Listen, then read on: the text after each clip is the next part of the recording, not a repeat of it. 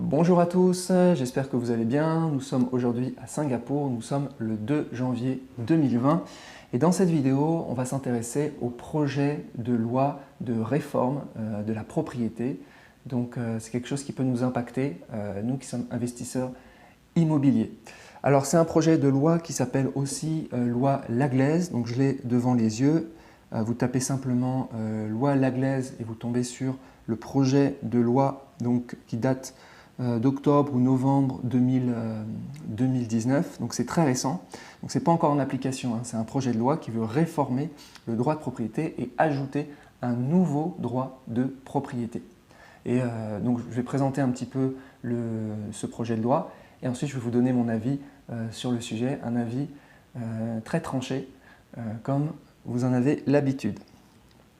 Alors, je reviens sur ce projet de loi. Donc là, je vais carrément vous lire le début.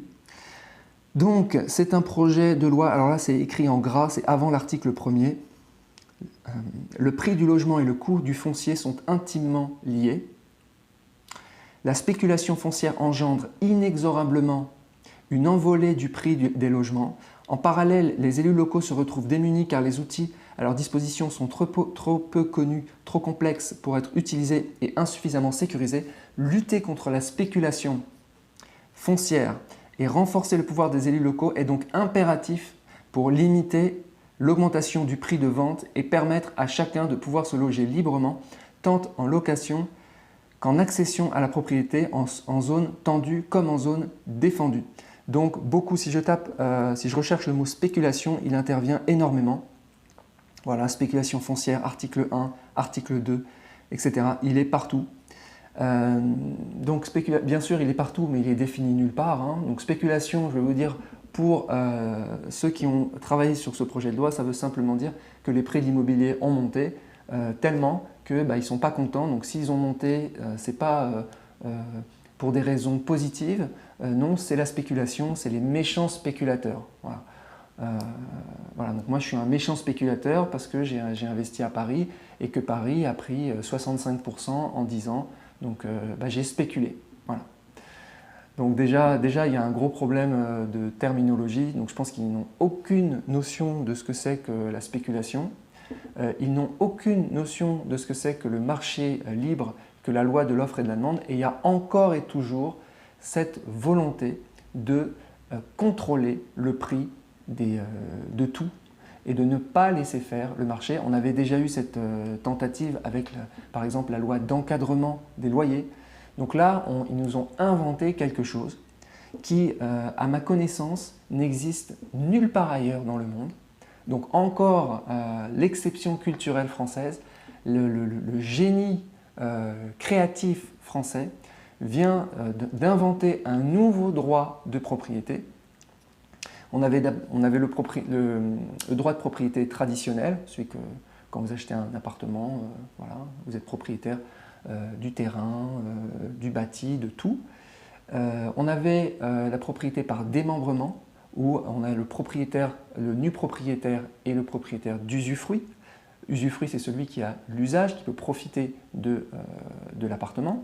Et le nu propriétaire, il est propriétaire du foncier, mais il n'a pas le bénéfice de l'appartement. Donc il y avait ces deux types de droits de propriété. Et il y en a un troisième qui vient d'arriver, en fait qui veut arriver, hein, il n'est pas encore là, hein, ça reste un projet, c'est de dissocier le foncier du bâti. Voilà. Alors de quoi il s'agit? Dissocier le foncier du bâti, eh bien simplement, il va y avoir le propriétaire du terrain et il va y avoir, donc on va l'appeler propriétaire numéro 1, et il va y avoir le propriétaire numéro 2 qui sera propriétaire du reste, c'est-à-dire de la construction du bâti, c'est-à-dire des murs, des escaliers, des ascenseurs, du plafond, donc de l'agencement, de la façade. Donc ça, c'est propriétaire numéro 2. Donc propriétaire numéro 2, c'est tout ce qui a été construit. Propriétaire numéro 1, c'est le foncier, c'est le terrain, de ce que je comprends. Voilà, donc on a propriétaire numéro 1, propriétaire numéro 2, et on aura évidemment, propriétaire numéro 2 peut mettre en location et loué à un locataire. Donc on aura propriétaire 1, propriétaire de la terre, propriétaire 2, propriétaire du bâti et le locataire. Donc trois intervenants, je dirais, dans ce schéma. Alors à ma connaissance, ça n'existe pas dans le monde. Dans le monde, dans le monde anglo-saxon, on a un autre système. On a mais qui s'en rapproche un petit peu. On a le propriétaire de la terre, ce qu'on appelle le landlord. Landlord, donc traduit littéralement seigneur de la terre, qui possède la terre, mais qui, à ma connaissance, possède aussi le bâti. Et on a le leaseholder. Le leaseholder, c'est celui qui prend un bail longue durée pour avoir l'usufruit de l'appartement. Donc c'est des baux qui peuvent être de 99 ans, 999 ans. Donc c'est quelque chose qui est très répandu dans le monde anglo-saxon, à Londres, à Singapour, même à Phuket. Donc on peut acheter ce qu'on appelle en leasehold, c'est-à-dire qu'on n'est pas propriétaire ni de la terre, ni des biens. Moi je voulais acheter, ni du bâti. Moi je voulais acheter par exemple à Londres, donc je visitais les appartements quand je vivais à Londres, et il y a des appartements, la plupart des appartements sont seulement en vente en leasehold, donc pour 99 ans. Et par exemple, je voulais restructurer un peu la cuisine. Je voulais faire une cuisine, par exemple une cuisine américaine, une cuisine ouverte. Et là, l'agent immobilier me dit vous ne pourrez pas parce que il faut demander au landlord s'il est d'accord. Donc là, ce n'est pas la même chose en France puisque apparemment le propriétaire du bâti, il peut réagencer, restructurer l'appartement, mais en tout cas, il va devoir payer un loyer au landlord pour pouvoir, parce que le landlord, lui, il a la terre, le propriétaire de la terre, il a la terre, donc il ne va pas vous la filer gratuitement, il va vous la louer. Donc c'est expliqué dans le texte de loi. Alors qu'est-ce que ça va faire cette histoire? Pourquoi dissocier comme ça propriétaire du bâti et propriétaire du foncier? Eh bien parce que ça va permettre aux gens qui n'ont pas suffisamment pour acheter, pour être propriétaire de la totalité, de simplement acheter le bâti. Et en faisant ainsi, eh bien, le prix du bâti va être très inférieur au prix du bien si vous avez acheté le bâti plus le terrain.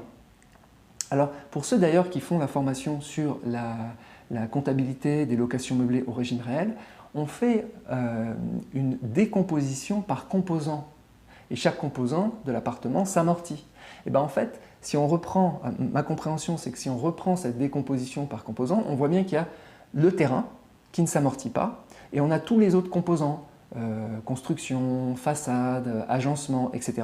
Donc il va y avoir le propriétaire du terrain qui est juste sur ce composant et tous les autres composants vont être pour le propriétaire numéro 2, celui qui est propriétaire du bâti. Et en dissociant ces composants, eh bien, ces deux composants vont avoir une valeur différente. Et c'est ça qui va se passer. Ce qu'ils espèrent, c'est que la valeur du bâti va être petite, en tout cas inférieure, c'est sûr, mais très petite par rapport à la valeur du terrain. Et c'est ce qui risque de se passer. Pourquoi? Eh bien parce que si on prend un appartement par exemple à Paris à 300 000 euros, par exemple, un studio à Paris à 300 000 euros, eh bien quelle va être la valeur, quel va être le prix du bâti, quel va être le prix du terrain?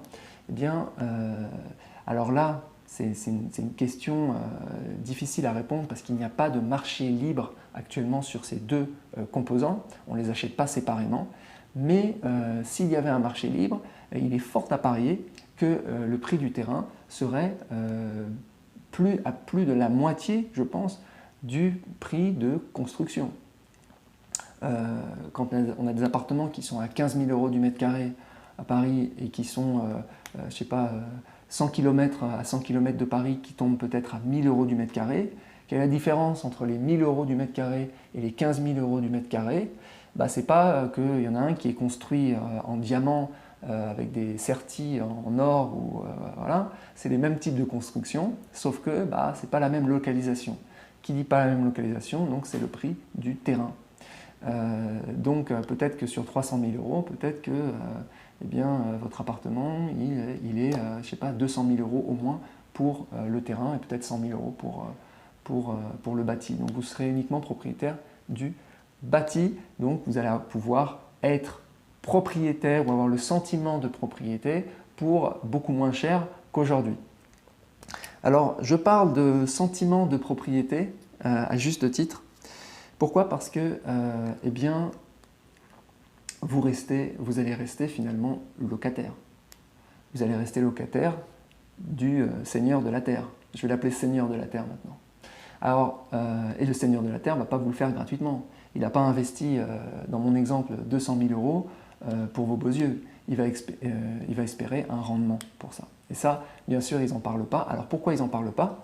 Parce que, eh bien, ils nous disent que ce marché des propriétaires fonciers eh bien, va être régulé, organisé, et il va y avoir un organisme foncier solidaire qui va acheter ces terres. Donc on nous parle de ça, de cet organisme, un organisme public. Tout ça, bien sûr, financé par nos impôts, évidemment. Ça non plus, ils n'en parlent pas, ils disent juste qu'il y a une référence, qu'il y aura une référence aux taxes qui vont financer tout ça. Bon, encore la même histoire. Mais ce qu'ils ne disent pas, et ça c'est mon anticipation, c'est qu'ils ne pourront pas garder ce marché du foncier, ce marché des terrains, ils ne pourront pas le garder très longtemps public. Il va arriver dans le domaine privé, parce qu'il y a des gens comme vous, comme moi, qui vont être intéressés pour devenir des landlords et simplement louer aux propriétaires de bâtis, leur louer très cher, bien sûr. Et donc, voilà, donc ils ne nous parlent pas du tout de quand ce marché va s'ouvrir, mais nécessairement, ce marché va s'ouvrir à un moment donné et les propriétaires privés, que ce soit les privés ou des entreprises privées, vont aller sur ce marché. On le voit par exemple à Londres, on avait des seigneurs de la terre qui étaient les mairies, qui étaient l'État, mais on avait aussi des seigneurs de la terre qui étaient des particuliers ou des entreprises, et qui louaient aux leaseholders, qui louaient parfois très cher. Donc malheureusement, qu'est-ce qui risque de se passer? Il risque de se passer qu'il va y avoir deux marchés distincts qui vont se côtoyer, le marché du bâti, le marché de la terre, et ça va être deux marchés très différents, avec des évolutions différentes, peut-être corrélées, peut-être pas, etc., etc. Donc ça va être, c'est ça qui risque de se passer. Pour moi, l'idée aussi, ce que je voulais dire, c'est que l'idée de décomposer la propriété et de vendre par composants, pour moi, ce n'est pas forcément une bonne idée parce que, eh bien, on a ce sentiment de propriété, mais on n'est pas propriétaire de la totalité. Si un propriétaire du bâti ne paye plus le loyer au propriétaire de la terre, ou sa redevance, peut-être qu'ils vont donner un autre nom, moi j'appelle ça loyer, mais peut-être qu'ils vont appeler ça autrement, eh bien il ne peut plus rester dans l'appartement. Et je me souviens d'une fois où, quand j'habitais pareil à Londres, il y avait eu un dégât des eaux, et le landlord qui était la mairie de Londres, d'un quartier de Londres qui s'appelle Southwark, eh bien, essayait de rentrer dans mon appartement, et moi j'étais tout le temps en train de travailler, donc il ne pouvait pas rentrer dans l'appartement et la propriétaire n'était pas disponible, donc il mettait des papiers. On veut accéder au tuyau commun qui est dans votre appartement. Ils ont envoyé une fois, deux fois, trois fois, et puis ensuite ils ont dit, c'était très intéressant, ils ont envoyé un message à la propriétaire, que j'ai reçu aussi, en disant qu'ils allaient récupérer l'appartement et casser la lease. C'est-à-dire dire à celle qui a acheté un droit d'usage pour 99 ans, lui dire bah, c'est plus ton appartement parce que nous, landlord, on ne peut plus rentrer dans l'appartement pour gérer tout ce qu'il y a à gérer, donc on va le réquisitionner. Et il risque d'y avoir des lois comme ça entre le propriétaire du landlord, le propriétaire de la terre et le propriétaire du bâti, pour dire, dans certains cas, propriétaire du bâti, s'il ne paye plus son loyer au propriétaire de la terre, ça risque d'être très problématique. Je ne sais pas, il risque d'y avoir des expulsions, où les contrats risquent de devoir se casser, il y aura des jurisprudences, il y aura tout un univers de lois qui vont se mettre en place par rapport à ça, qui sont inconnus aujourd'hui. Donc décomposer, pour moi, ce n'est pas une bonne idée. On pourrait d'ailleurs décomposer à l'infini. On pourrait dire, tiens, il y a le propriétaire de la cage d'escalier, il y a le propriétaire des murs extérieurs, il y a le propriétaire de la façade, il y a le propriétaire du plafond, le propriétaire du sol, le propriétaire de l'ascenseur. On pourrait décomposer à l'infini et les gens finalement auraient une petite partie de quelque chose sans pour autant vraiment être vraiment propriétaire du bien. Donc pour moi il s'agit plutôt de prétendre en fait, de faire semblant que la personne est propriétaire mais elle n'est pas vraiment propriétaire. Alors c'est toujours, je suis d'accord que c'est toujours un certain sentiment, hein. Même en tant que propriétaire du bâti et du terrain, bah, on reste redevable d'une taxe foncière. Si on arrête de payer notre taxe foncière, on va avoir des gros problèmes aussi. Donc on reste locataire de l'État, un petit peu quand même, parce que bah, on a une contrainte, on a toujours une contrainte.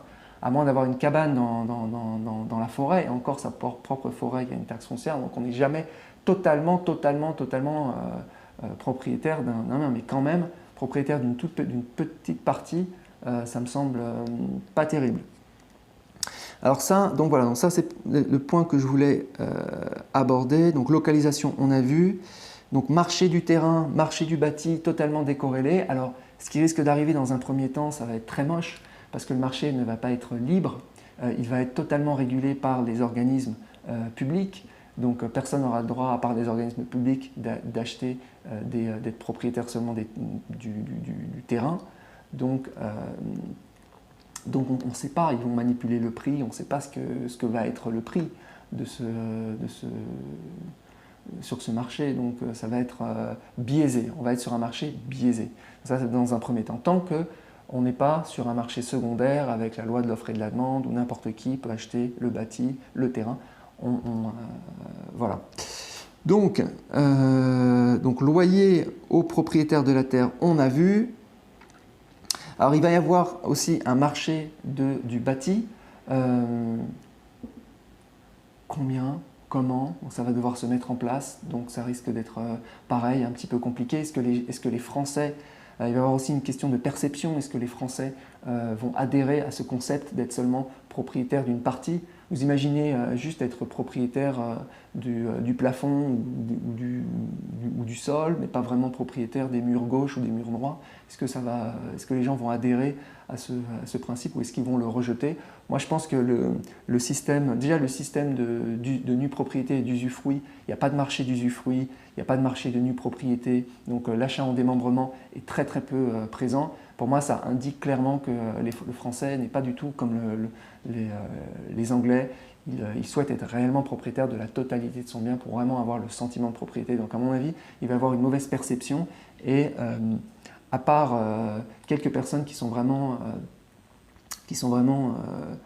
aucune autre possibilité, les gens ne vont pas rentrer dans cette duperie. Voilà, donc ça on a vu, leasehold, freehold. Alors si on se réfère un petit peu à ce qui se fait à Londres, qui se fait à Phuket, quand j'étais à Phuket, j'avais fait des vidéos, j'avais expliqué qu'on pouvait acheter en leasehold, qu'on pouvait acheter en freehold. Freehold, on possède la totalité, leasehold, on paye un locataire au seigneur de la terre. On voit que les prix, il y avait au moins 20% de différence entre un leaseholder et un freeholder. Alors je sais que là, dans le cas du projet de loi, on n'est pas exactement dans ce type de démembrement. Pour moi, c'est un démembrement terre bâtie, ce n'est pas exactement démembrement nue propriété usufruit, mais ça y ressemble quand même. Moi, ça m'a, je veux dire, quand j'ai entendu ce projet de loi, bah, j'ai tout de suite fait la référence avec ce qui se fait dans le monde anglo-saxon. Donc voilà, 20% de différence. Autre problème qui va se passer, c'est une fois que la lease, donc vous payez aux propriétaires de la terre, vous payez un loyer, mettons par exemple pendant 99 ans, mais ensuite vous allez devoir, il y a des problèmes qui vont se poser. Si vous revendez au bout de 30 ans, 40 ans, il reste une lease de 40 ans. Il y a donc un marché de la lease, il ne reste que 40 années. Bon. Est-ce que combien ça vaut, etc. Il va avoir les idées, il parle aussi un petit peu des renouvellements de bail auprès du propriétaire de la terre, quand le propriétaire du bâti veut renouveler son bail, comment va évoluer le bail, comment va évoluer le prix, est-ce qu'il est indexé sur l'inflation, est-ce qu'il est sur un marché libre. Donc on va devoir payer une redevance au propriétaire de la terre et on ne sait pas exactement combien. Donc ça fait beaucoup de questions. J'avais noté aussi un marché illiquide dans un premier temps, surtout s'il y a peu d'adhésion des Français, le marché sera très peu illiquide. Donc pourquoi acheter du bâti si vous allez avoir des problèmes au moment de la revente? Qui voudra acheter seulement un bâti? Moi je ne veux pas acheter un bâti. Après il faudra voir, tout à un prix. Hein. Si vous achetez un bâti pas très cher, que vous payez une redevance qui n'est pas très chère, mais que derrière vous pouvez le louer très cher et avoir des rendements élevés, à discuter, à voir. Voilà, alors, qu'est-ce que j'avais noté aussi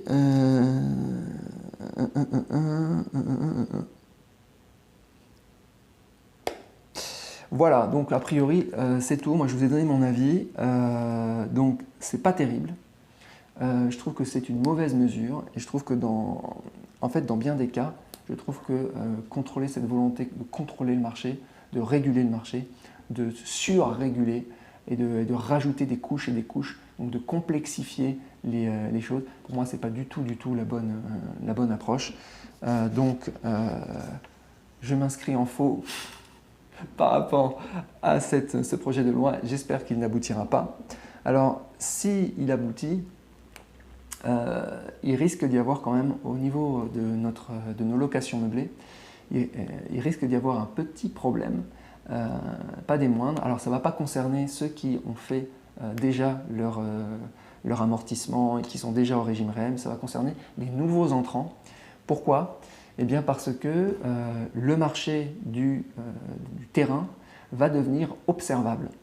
Aujourd'hui, vous savez que à Paris, par exemple, il n'y a pas vraiment de terrain à acheter. Donc, quand on décompose, quand on fait l'amortissement, on doit décomposer par composant. Et en général, on met 10 à 15% pour le terrain. Mais on ne sait pas vraiment la valeur du terrain. Peut-être c'est 50, peut-être c'est 80%, on ne sait pas. Donc, on minimise ça pour pouvoir amortir un maximum les composants puisque le terrain n'est pas amortissable. Mais si ce marché, ce droit de propriété bâti, terrain, il devient effectif, eh bien, on va pouvoir observer le prix du bâti et le prix du terrain. Donc on va avoir des prix du terrain qui seront sûrement nettement supérieurs à 15% du prix du bien. Et donc pour les nouveaux entrants sur le LMNP, le LMP qui font le régime réel, eh bien, il risque d'avoir un problème, c'est que le prix du terrain étant important, eh bien, il restera beaucoup moins à amortir. Donc il sera plus difficile de faire ce qu'on fait aujourd'hui. Donc tout l'intérêt de vous dépêcher à lancer votre régime réel, de faire votre amortissement, puisque ce qui compte, c'est le moment, vous faites votre amortissement au moment, votre décomposition par composant, vous la faites tout au début, au moment où vous déclarez votre début d'activité et vous n'y touchez plus. Donc faites très attention parce que si ça passe, si cette loi passe, malheureusement, il y aura moins à amortir, donc on sera plus difficilement en résultat négatif et donc on risque de payer plus d'impôts. Voilà, donc conclusion, c'est pas bien. Conclusion numéro 2, dépêchez-vous de faire votre location meublée, de la déclarer au régime réel pour décomposer par composant sur un terrain plus petit que ce qu'il serait quand il y aura un marché observable où on connaîtra les vrais prix des terrains à Paris et qui, à mon avis, sont énormes.